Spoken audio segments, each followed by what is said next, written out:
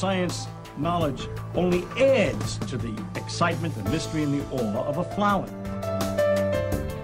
Evidence is evidence. It's public. Everybody can look at the evidence and assess it, and eventually, if there's enough evidence, come to the same conclusion. For newcomers and old-timers alike, the Chloe Sanctuary hopes to give you insight into the health and happiness of your companion parrots. We hope to help you build happy homes using reliable and proven tools. The best homes are built on a rock-solid foundation. And the best foundation for a happy home is the bedrock of science.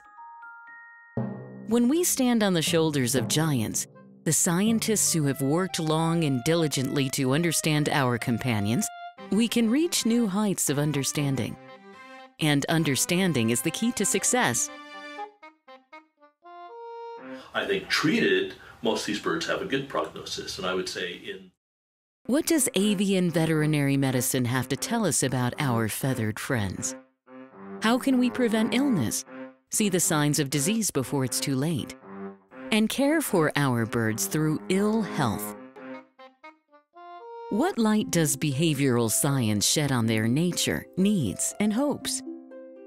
How can the tools of behavior shaping make our homes happier for us and our companions? Shake. How can we deal with biting, screaming, or other misbehavior? What is it like to live among parrots? Let them roam around about you and share a life with them. How much freedom do you give them? What happens if you form a bond of trust with them? Watch and see what understanding their true nature can do for you. Come with us on a journey as we do more than examine a parrot's world. We live in it.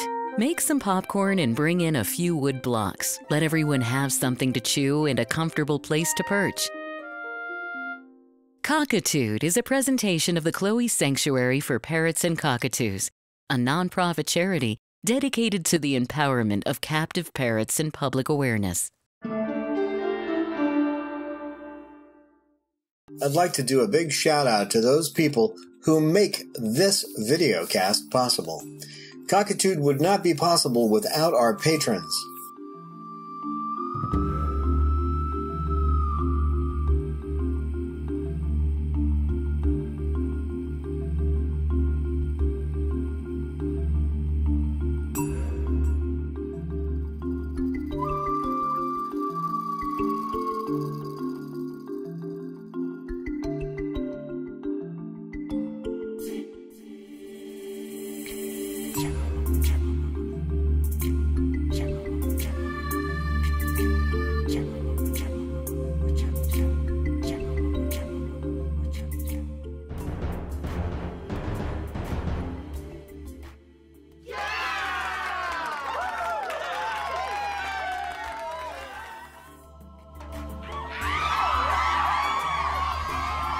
Thank you to those of you who make one-time donations. Without these patrons giving us of their hard-earned cash, we couldn't continue doing this podcast.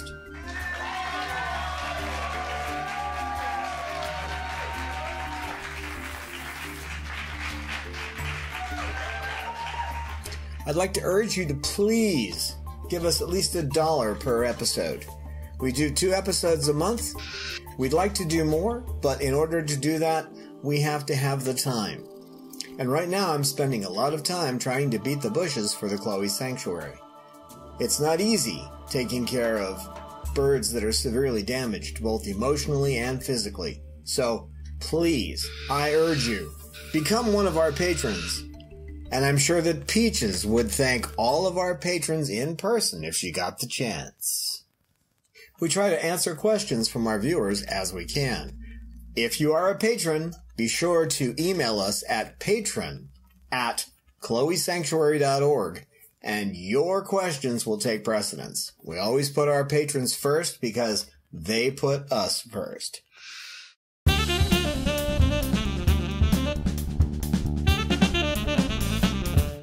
Hi, and welcome to Cockitude, Cockatoos with Attitude.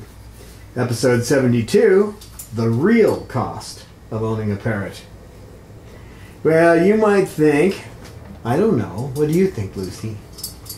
You might think that owning a parrot's just going out and spending, $2,500 on a blue and gold macaw, or $2,000 on a Timneh African Grey, or $2,300 on a rose-breasted cockatoo. And there's just a lot of money you could lay down for one of these guys. And you might think that's the true cost, but it goes a lot deeper than that.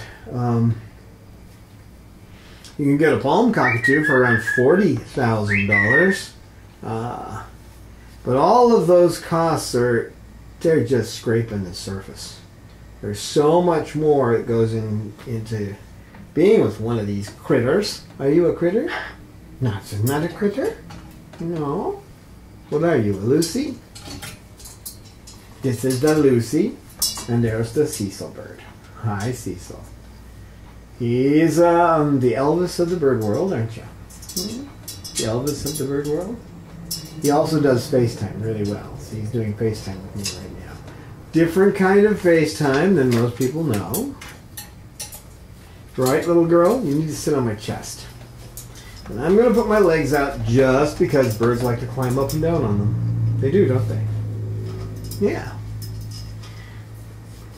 Pippa, I don't think that Coco's going to like that. I don't think so. So you could get one of these expensive birds I just mentioned. You could spend $1,000 on a black-headed Kayik, or $600 on a sun conure, and think, oh, I've got this beautiful bird. It's got all these multicolors. You could spend $100 or more on a cockatiel, and maybe $100 or a little less for a budgie.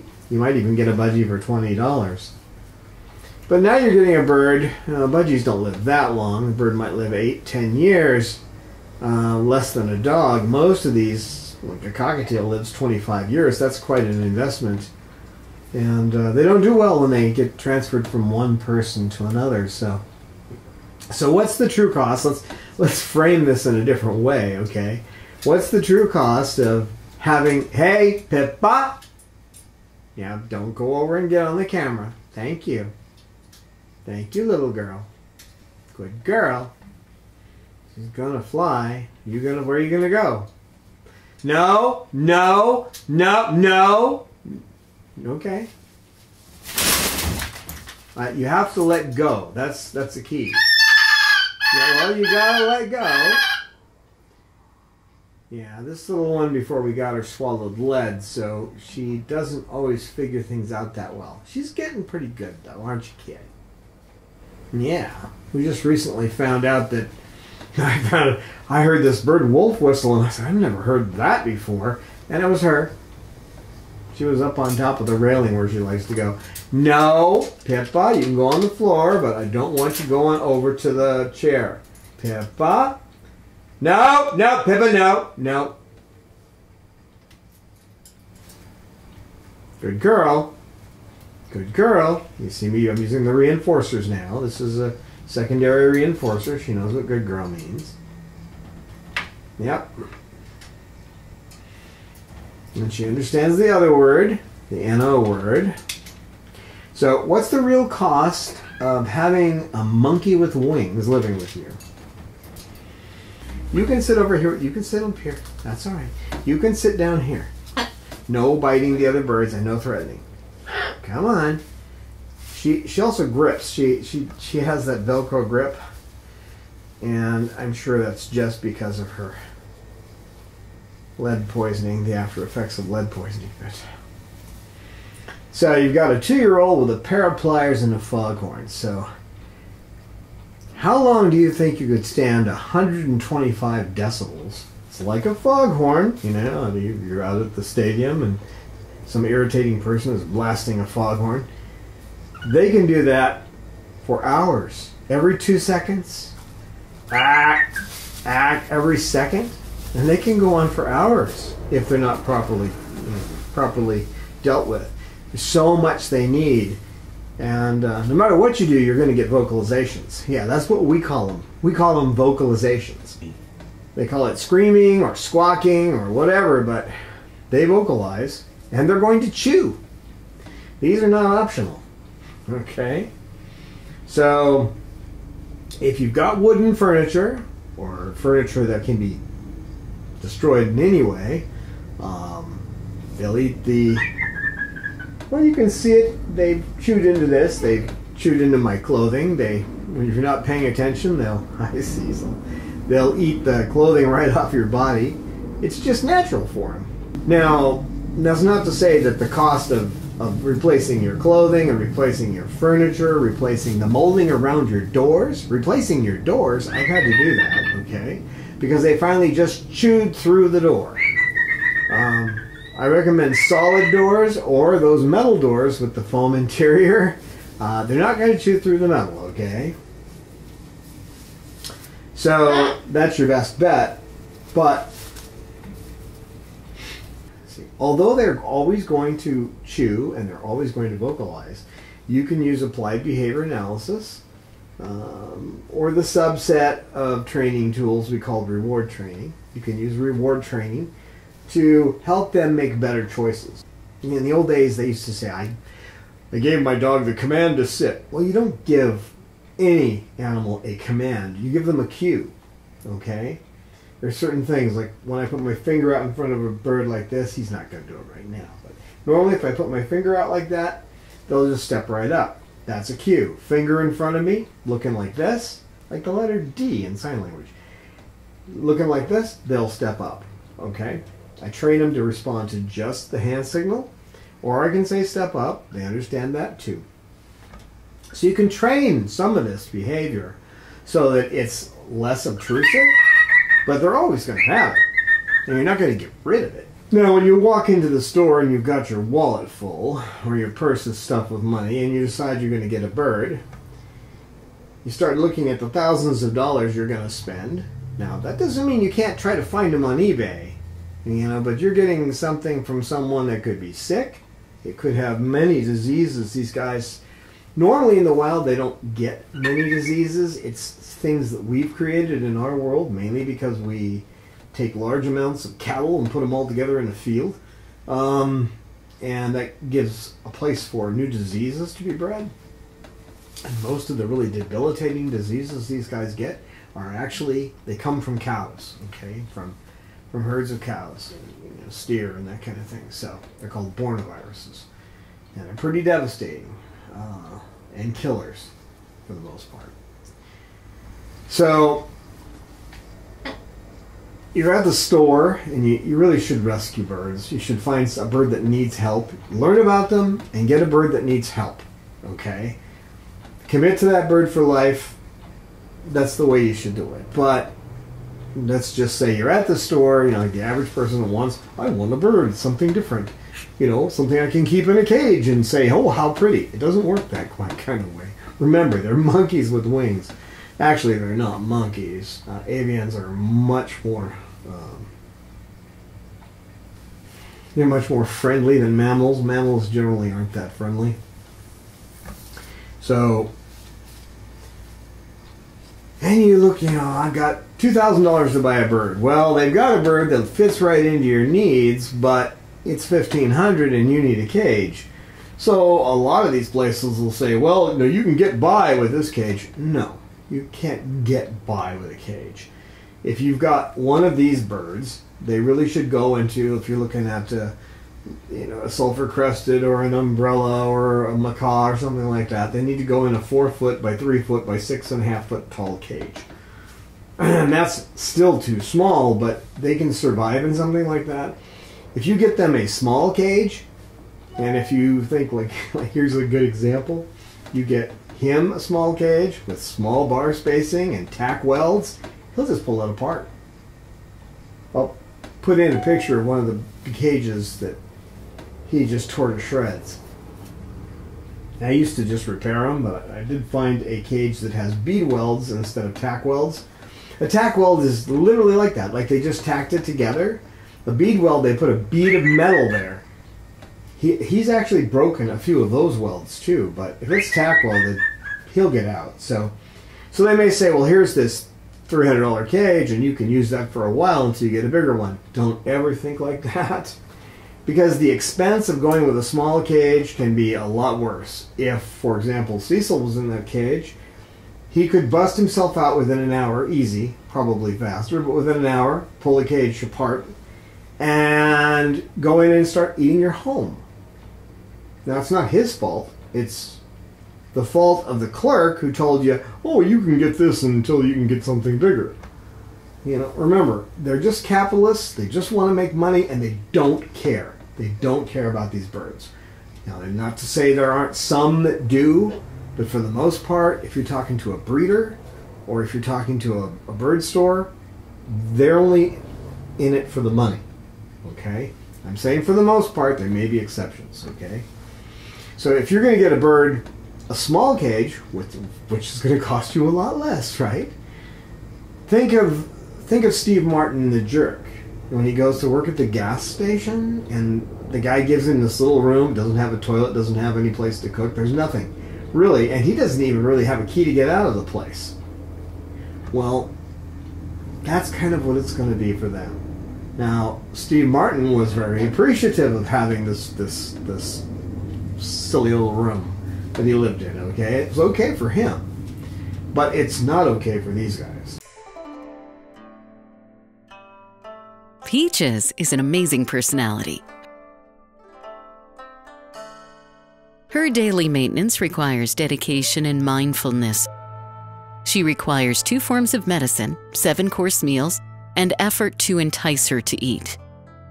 Extensive preening every day, special tools to trim nails, constant attention to her vocalizations, daily walks, and twice yearly checkups due to the possibility of impacted feather follicles and the nature of her spinal injuries. It seems a common misconception among the general public that parrots are like toys in a toy box. Nothing could be further from the truth.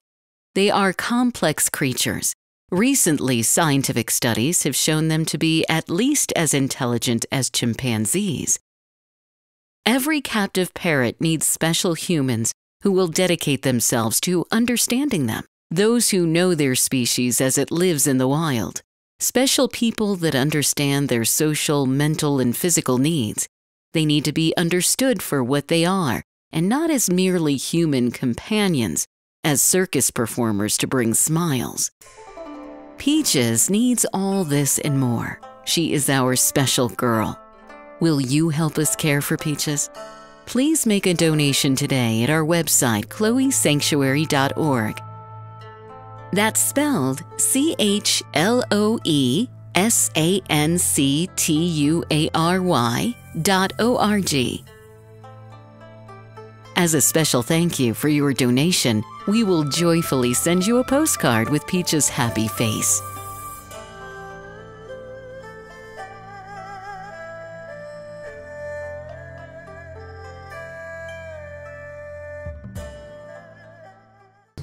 Okay? And it wouldn't be okay for you either. If I put you in a closet and said this is where you have to live, you wouldn't be happy. Okay? Then they'll sell you toys there that we call a Christmas ornament. What's a Christmas ornament in a toy? It's a toy that can't be destroyed. Or perches, they'll say, well, we have these manzanita perches, or we have these ironwood perches. Well, what good is it if they can't chew it up? That's how they keep their beaks in good order. These beaks grow, okay? They're not static. These beaks are growing all the time, and they have to trim them. So if you get them perches they can't chew, it's not good for them. And they're just going to get bored. And when they get bored, they get loud, or they start biting. You don't take them out of the cage very often. They'll start to fight you going back in the cage. And this guy right here, this guy right there can take, and he can open a walnut in less than a second. It's amazing. He just goes pop and a walnut comes open. Don't ya? Well, that's a Cecil bird. That's what the Cecil bird can do. Right? And that's what Lucy can do. Although I had to work on her beak. Her beak is almost normal now. And that's what this little one can do. Toys need to be destructible. Now, if you buy toys for a bird like this, they're going to cost you $15 to $20 a toy. Cecil goes through 2 a day. Figure the math on that. So if you're going to have a bird and you want to survive and give them toys at the same time, financially survive and give them toys at the same time, you're going to need to set up a workshop. You're going to have a miter saw, an 8-inch blade minimum. You're going to need a drill so you can drill holes. Then you're going to need to buy chain and little plastic parts and everything to put between the wood. And you're going to have to cut wood into pieces. Like this. Like these, or square ones, or different kinds of wood. Shapes of wood. And we don't color them, we used to, but they don't really care. And then you string, we have a whole episode on that, but basically... No! No!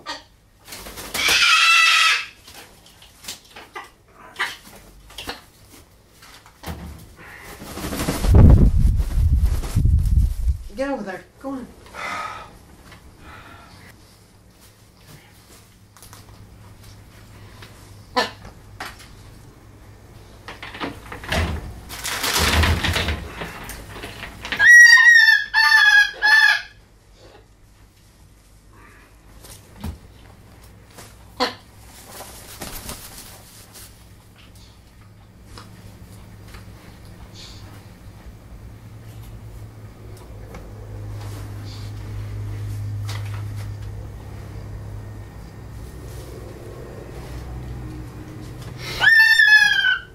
Okay.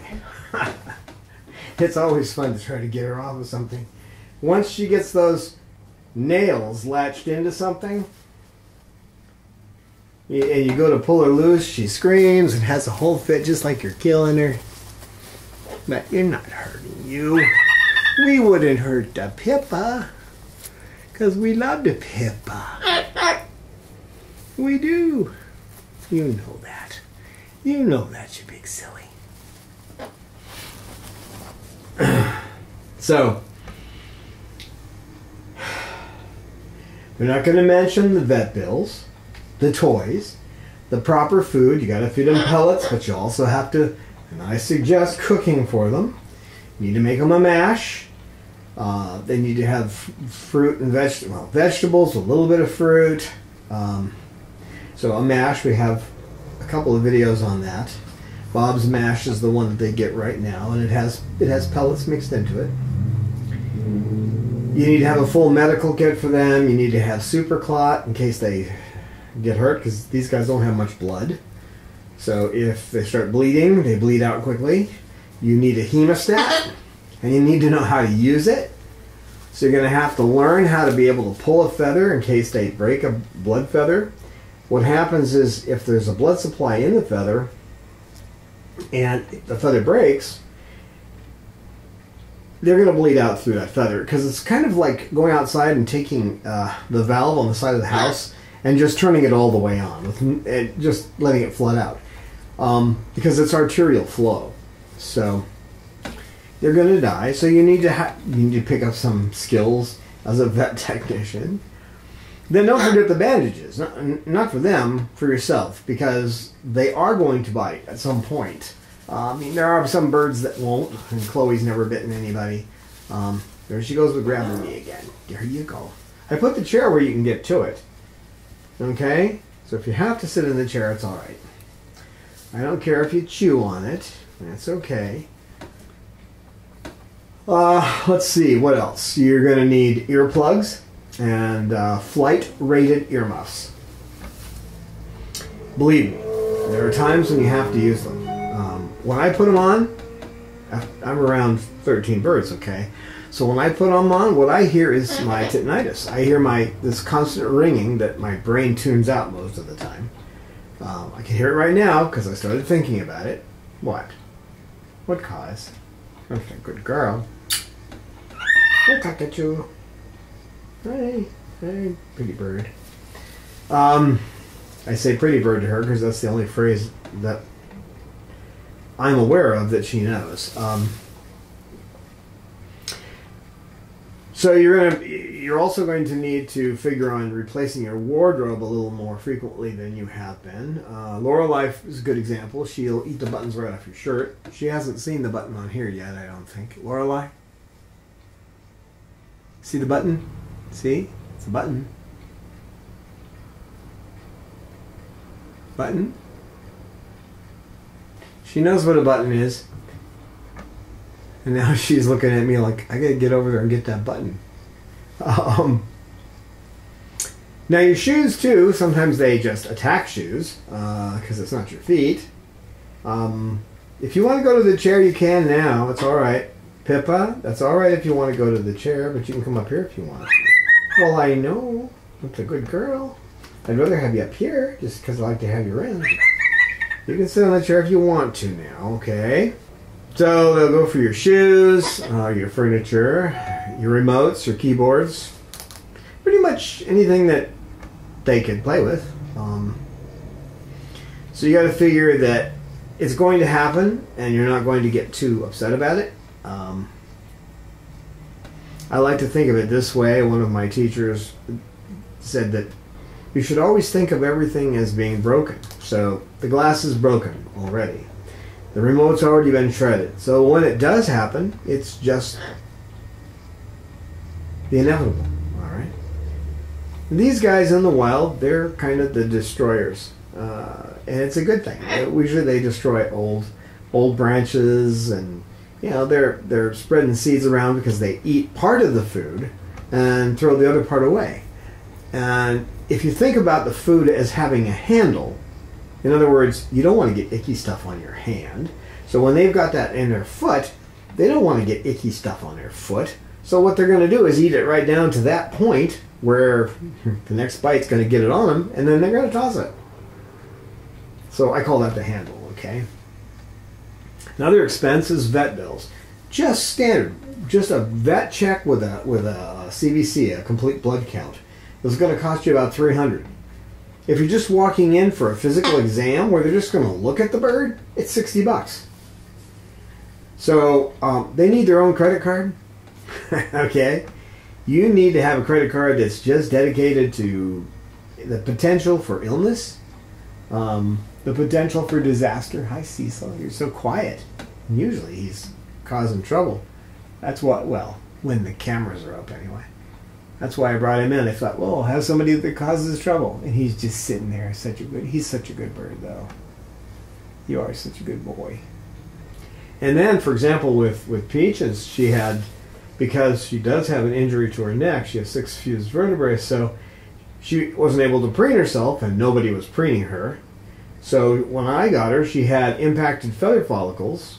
2 surgeries and $1,000 later, she was okay. It was a little touch and go. We weren't sure, you know, how far the infection had spread throughout her body, but so it could get to $3,000 or $4,000 in a year in vet bills.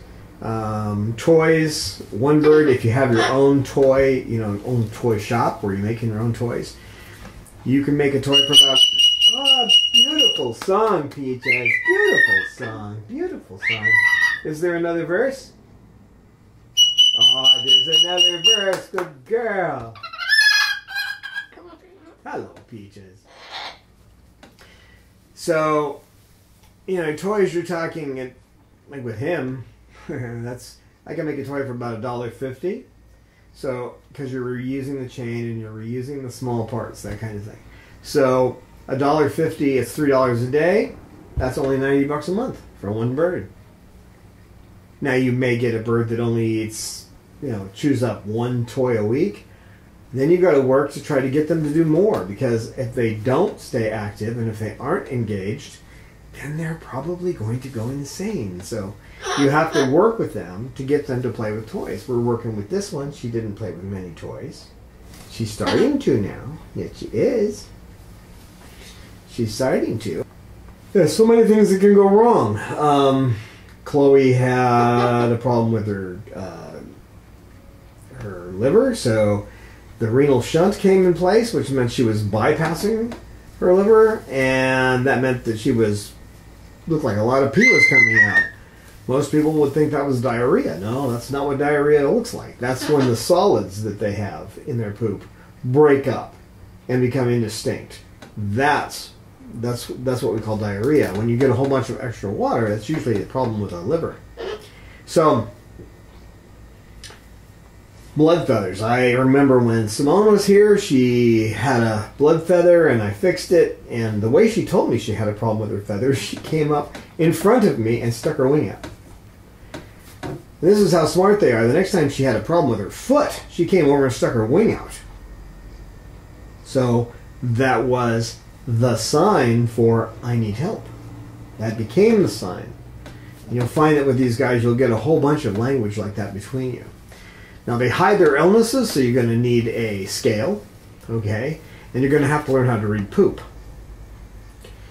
So if you don't weigh them, they'll keep losing weight, weight. They won't show that they're ill, and then the next thing you know, they'll be at the bottom of their cage.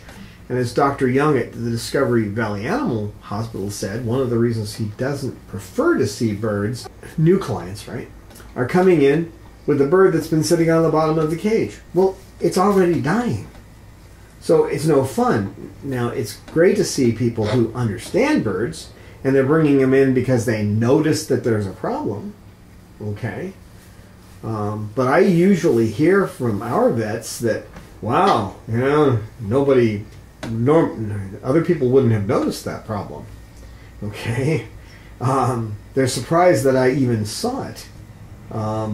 Like the little tiny spot of a cataract in Peach's eyes.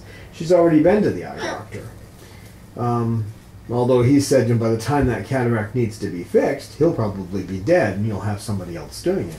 Because it'll be 10 or 20 years before that becomes to the point where she's going to need surgery. And yes, you may have to do cataract surgery. That's not inexpensive. So now it's going to cost you some time for things you have to do. You're going to have to do daily exams. Okay.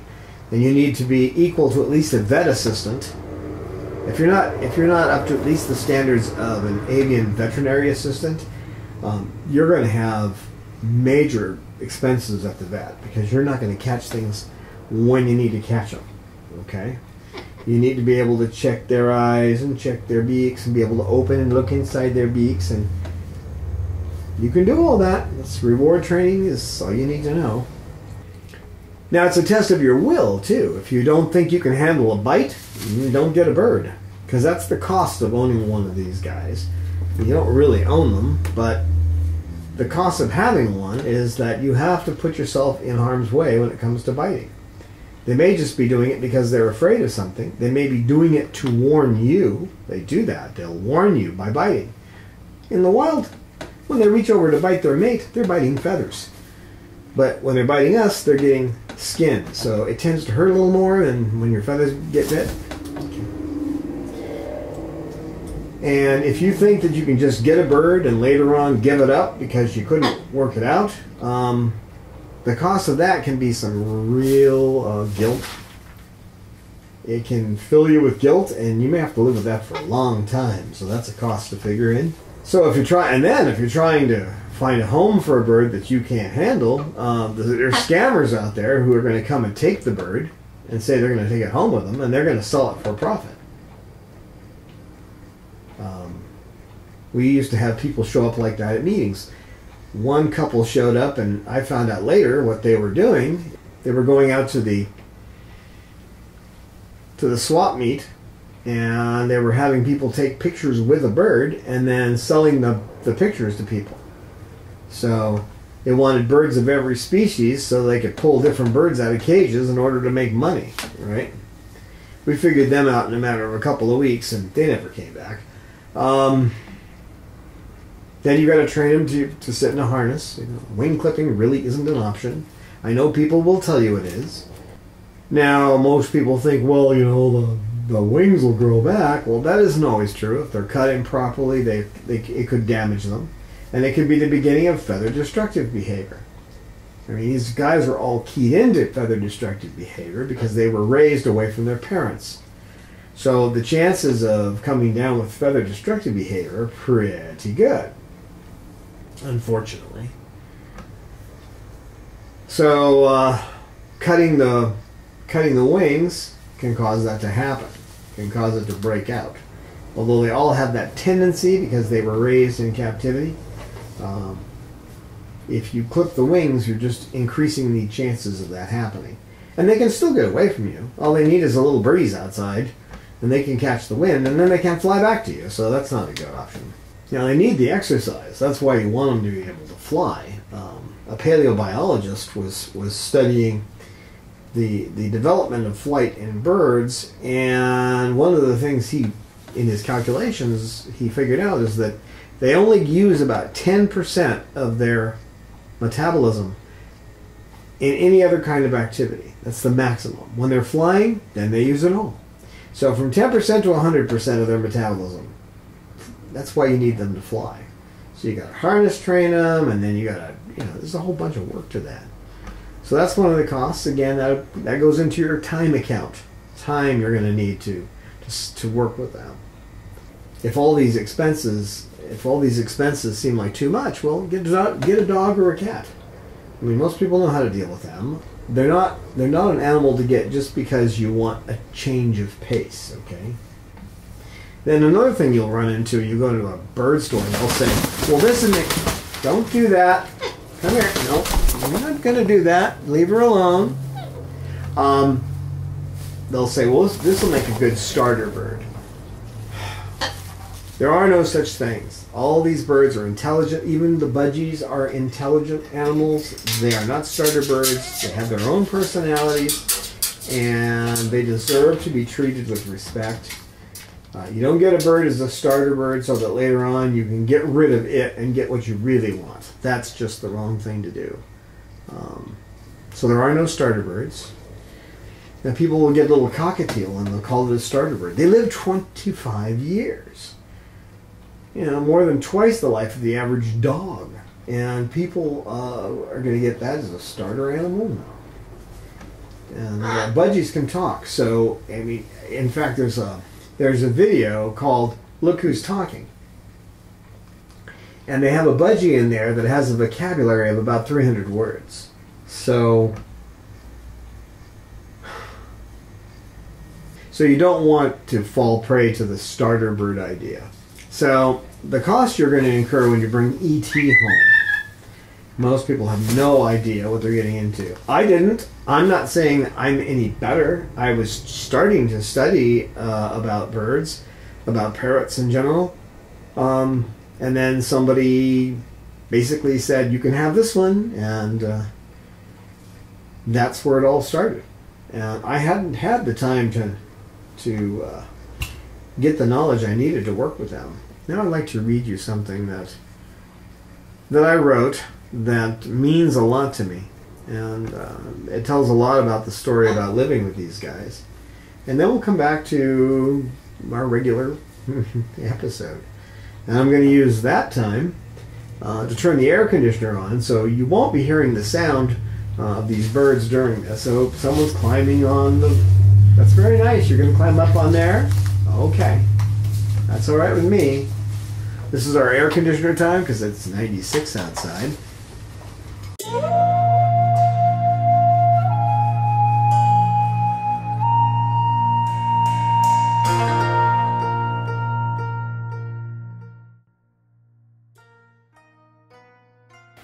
Help for the suffering. When working with rescue parrots, you see many things: suffering, neurosis, and psychosis. Often I see eyes darkened by futility. They have given up. They have reached the point where they would rather die than continue living. Life has become a living hell, where the one that they wanted to love has turned into a demon. Because of that demon, they become raving, screaming creatures that would do anything to make the pain stop. There is nowhere to turn. They live in a nightmare world. This is how most people come to us. As rescuers, we naturally take the first paragraph to mean the suffering of birds. Now, I'm not talking about a parrot being relinquished. I'm describing many of the people who turn over their birds to us. Often they are close to mental breakdown. They never dreamt that the sweet-looking, cuddly cockatoo they brought home would turn them into awful, spiteful people who throw things at cages and yell, "Stop it!" at the top of their voices. Often they have abandoned the bird to its cage because they are afraid of another bite. Many times they cover the cage to stop the incessant screaming. Most of them would feel contempt for someone who mistreated a dog. In truth, I think most of them feel contempt for themselves. They hate what they've become. Not all those relinquishing a bird come to us in this state of mind. Quite a few, however, do. What is the usual cure? We take the bird from them and let them return to their lives. Once the bird is gone, they no longer scream, "Shut up!" while their faces turn into masks of anger and frustration. They no longer are consumed by the need to outwit the harpy that has stolen their peace. The incessant sound of squawking is gone.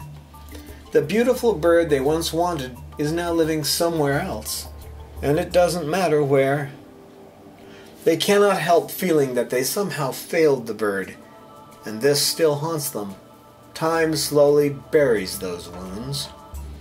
They feel as if they brought home a Persian rabbit and watched it slowly turn into a monkey with wings. Those eyes, those knowing and intense eyes, no longer look at them with reproach from behind the cage bars. The beak no longer threatens them with pain. The nightmare is over. It is our ignorance of their nature, our ignorance of the preventative measures, our ignorance of the antidotes that turns these beautiful creatures into living gargoyles. Bertrand Russell, the great Western philosopher, responded to the phrase, "Ignorance is bliss," this way: only the ignorant would think so. Ignorance is not inborn. We must treat ignorance with the salve of education. I know I was once as ignorant of the plight of parrots as everyone else. Chloe was the stimulus that brought me to awareness. Because of her, I sought the knowledge that gives me the power to help them. Parrots and cockatoos take us by surprise. Even though they are a mystery, they seem safe enough behind those metal bars, and most people find that comforting. I can bring it out when I feel like it, and put it back, many would say. No one tells them that having a parrot is like having a 5-year-old with a pair of pliers and a foghorn. No one mentions to them that the 5-year-old will go through puberty and be a teenage 5-year-old. No one mentions that they are the last true dinosaurs still living on land, and reminds them of what happened in Jurassic Park. No one mentions that most will die if released into the wild. Parrots and cockatoos in captivity are still wild. You can break their spirit, but they will always be wild. Usually the personality changes come slowly over a period of weeks. A young parrot will respond to the inappropriate petting of a human. Most people sexually arouse these wild animals and bring out their protective instincts by petting them down the back or under the wings. There are so many pitfalls that in a short time the birds begin biting, screaming, and acting like angry children. Their owners unknowingly teach them to do these things. It's not the bird's fault. And since the people have no idea what a parrot is, it's not their fault either. A frustrated parrot can bring out the worst in those who do not understand their nature. Only education can change the vicious cycle of adoption, fear, loathing, and relinquishment. Rescues and sanctuaries are usually full. There is no room at the inn. Just finding a rescue or sanctuary is hard enough, and placing a bird in a home is an immense hurdle. Finding those willing to help you to work out the issues with your bird is even harder. Most people do not look for help because they are already at their wits' end. Most of us were taught as children to take responsibility, and so we try to find solutions on our own. With parrots, this is a shot in the dark that usually fails miserably. They might as well be trying to live with a raccoon or a possum, except that neither are as smart as parrots. They give up and then find out that no one can take the bird. Guilt, fear, anger, and sadness often consume those who give up their parrot. All we tend to see is the malnourished bird with its chewed feathers and glassy eyes, like a doll's eyes. It's hard for us to see the suffering of the people who relinquish the parrot. It's true that some people treat them as a commodity and a source of income. I often wonder what makes people so callous, so unaware of the beauty of life. I wonder it myself, too, because my youth was spent just that way. But most of the people we see are those who made a hasty choice and find themselves in living hell, torn between guilt and frustration. If we can learn to see that both sides suffer, then we can apply a salve to both wounds, healing both the human hearts and the winged ones as well. The more we educate others, the less suffering there will be on both sides. I have seen the joy in a parrot's eyes that has a new life with a caring and loving companion. For me, nothing compares to that feeling. Nothing. To see even one bird love and trust again is worth the effort of a lifetime. As we spread the word about the true nature of parrots and cockatoos, they will find loving companions. We will also help others to avoid the heartache that goes with trying to own something beyond their understanding. Parrots live in a different world, far removed from humanity. They bring that world with them, in their genes. Education is the bridge between these different worlds. It is our mission. Saving lives is much more than rehoming parrots. Rehoming and fostering sometimes bandages the bleeding. Education has the potential to end the suffering once and for all.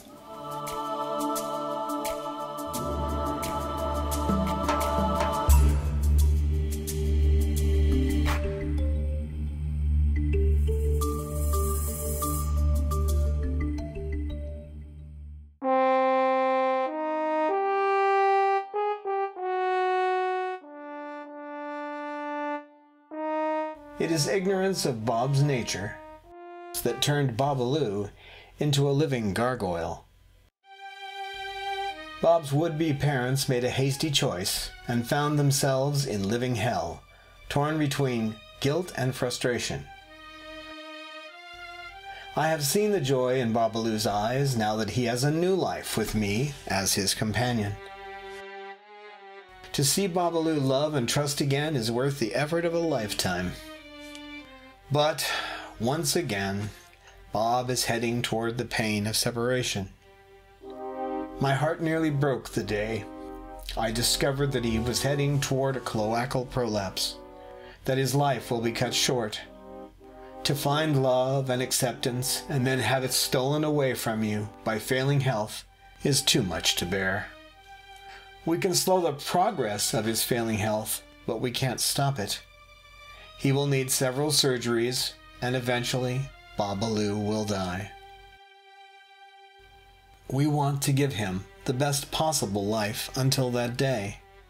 His surgeries will become progressively more expensive over time. Won't you please lend Babaloo a hand and donate to his medical fund today? Our donation button is on our webpage at www.chloesanctuary.org. Just be sure to say, "For Bob," in the notes when you donate.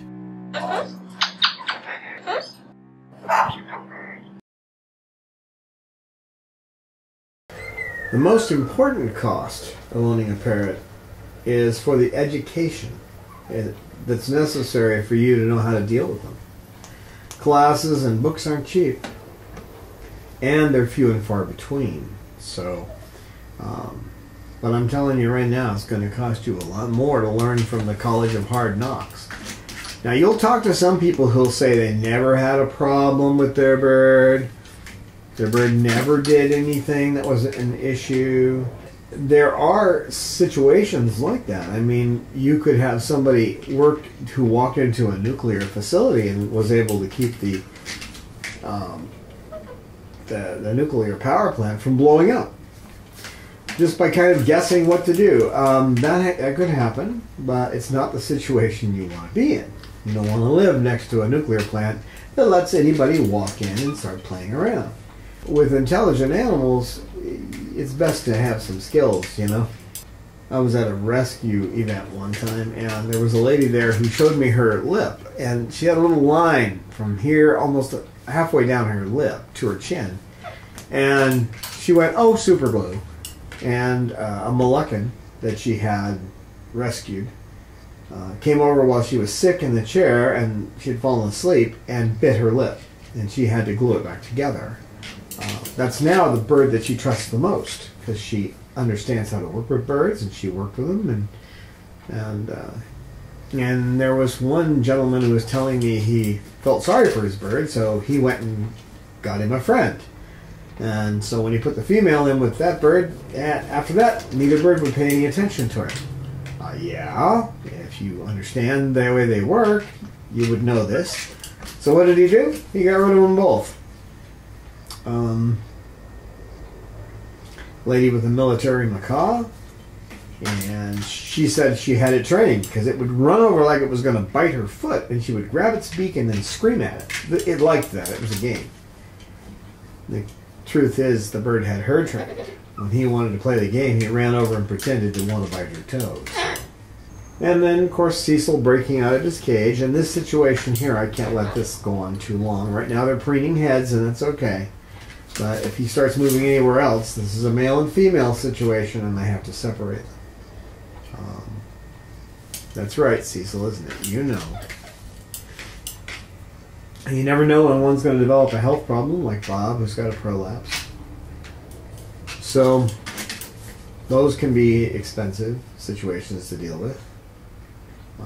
And Bob, when the place he was at tried to rehome him one time, the guy took Bob to his office and left him in there for an hour alone. Bob decorated it for him. He pulled every key off of every keyboard. He tore the printers apart. That's what they do. If they're bored, they're gonna go in their environment and find something to do. You can see videos of them down in Australia and some of the stuff they do, spinning around on high tension power lines and they're just crazy. They keep themselves busy, okay? And then when you get them, you may have neighbors, and the neighbors you may be living on half of an acre, but the noise your bird makes may disturb your neighbors, and you may have problems with your neighbors. So you have limited choices. You really can't live in a trailer, a mobile home with one of these guys. They're too loud. So you have to maintain. It costs to maintain their bodies, and it costs to maintain their minds with the toys and all that stuff, the environmental things you got to do. And a big cost is the time that you have to spend with them. They need to have interaction at least 3 hours a day. That's really just a bare minimum. So, for example, with feeding them, most of them have not been fed well by their breeders because they're just trying to save money. And so you have to change the way that they eat, and it's not easy. So feeding them and getting them to eat isn't easy. In this one right here, because of her physical problems, and because it's not a pleasure for her to eat, she gets a 5-course meal every morning. Okay? And without that, she's not going to eat. She's going to be too bored to eat. So the cages, the cages started at about $900 for an adequate cage for one of these guys. And Cecil can break out of the king's cage because they tack weld. You would have to have the welds reinforced. So a stainless steel cage with the welds reinforced. Another thing that costs in time is you need to train them at least 4 days a week. Now that's only 10 minutes for most training, but still, it adds up. 10 minutes 4 times a week, that's, the better part of an hour. And you have to put them in a space in your life and keep them there and keep them entertained. Now when I say keep them there, you're taking vacations, it's a crapshoot, okay? You may roll snake eyes and come home, and I've seen it, I've had friends who, one friend of mine, she came home and her bird had just denuded its chest because she'd been gone a week. In the wild, when their mates disappear, their mate is dead, okay? So, your vacations, if you can take them with you, that's your best bet. That's not easy. We do talk about that in one of our videos. And you've got to provide for them when you die. They need to be in your will, and they need to have a... Now that's Coco and Lorelei, and that's two females, so that's okay. But you need to have a will and a pet trust. You can have money that goes into the pet trust when you die so that the bird, wherever it goes, which should not be to a relative that doesn't know anything about birds and thinks it's cute, okay? If you've lived with them for any time, you're going to know they're not just cute. They're intelligent. They have to be taken care of properly. So they need to go to a place where they're going to be cared for. So all this has to be figured into the cost of having a parrot. The upfront cost doesn't even come close to the real cost. And if you've never lived with a bird before, you can only guess at the ultimate cost. And one way you can get an idea is to educate yourself on them. Get some good books. We have good recommendations there. Study them. Get a little training. You know, Dr. Friedman goes around and trains. Barbara Heidenreich does that. There's some online training that you can get to. And then you have to plan your life. You know, what am I going to do about vacations? Am I going to take them anymore? If I do, how am I going to provide for the bird? So there's a cost. Because you're going to be, you could end up leaving for 2 weeks and coming back to a bird that's either dead or has completely denuded itself of its feathers. So it has no feathers below the neck. Seen it? Okay, we've dealt with them. 10 of the birds here at the sanctuary had feather-destructive behavior. Okay? Cecil didn't come that way. Cecil had, I don't know what to call it, doll behavior. He was so completely functionally autistic that he looked like a doll. And his eyes didn't have any, didn't pay attention to the universe around him at all. I've seen sharks with more life in their eyes, so it can be too stressful for you to leave. So you have to have some kind of friend that they know, and that friend will be able to slide into that slot. No guarantees there. You may have to put them on haloperidol because they start pulling their feathers. You got to be prepared for that, for these eventual costs, okay? So be absolutely sure before you take the plunge that you can swim.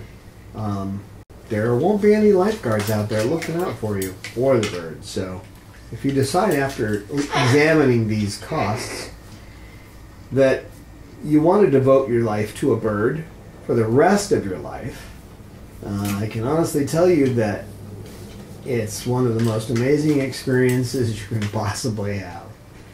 But what are you doing up there? Lorelei. I think she can do her own tail feathers. Lorelei, what are you doing? Just checking with you. What are you doing? So, and certainly they've done so much for me. People say, well, you're so patient. They taught me patience. It's not something I was born with. Ask any one of my ex-wives.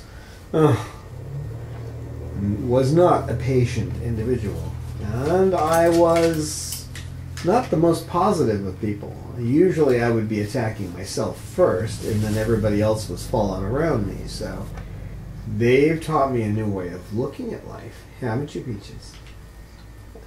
Now Peaches wants to get on my chest. See where she's sitting? And when I tried to move her, she told me no. She grunted at me like I'm staying here, so. Peaches and Lucy take turns sitting on my chest. I see you looking at those girls up there. You little Casanova. So Peaches, since you're already in my hands, I guess you can say goodbye to the people. Peaches, you want to say goodbye to the people? You do? Why don't you tell them, Peach? If you want one of us around to make your life better, you have to make ours better too.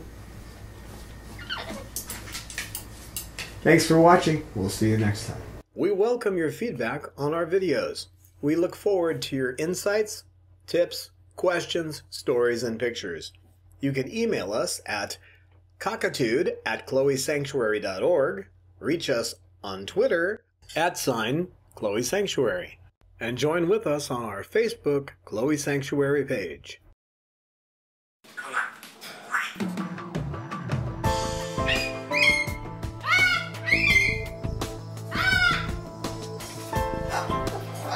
Science knowledge only adds to the excitement, the mystery, and the awe of a flower.